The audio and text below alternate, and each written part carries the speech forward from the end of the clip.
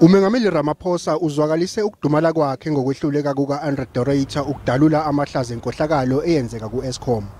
UMengameli uthi obeyisikhulu esengameli isikhungo esiphakela ngogesi siyeke ithuba ebelisemqoka kakhulu ekutheni likhiphele obala inkohlakalo.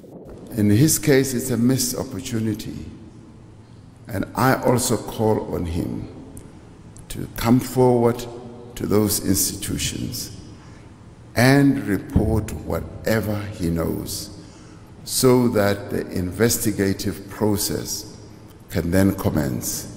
UMengameli uyazihlangula ekutheni ungqongqoshe osolwa ngokuthi ungene wagamanxa ezindabeni ze-Eskom uthola ukwesekwa icabinet likahulumeni. Andre De Ruyter being a person at the level of the General Chief Executive Officer should have gone to, as I was saying earlier, to any of our institutions with the information that he purports to have.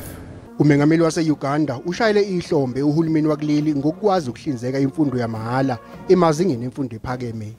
And I want to congratulate the ANC. I'm told that you are educating all these South Africans, giving them a modern education. You wake up people through education. But the second line is you produce goods and services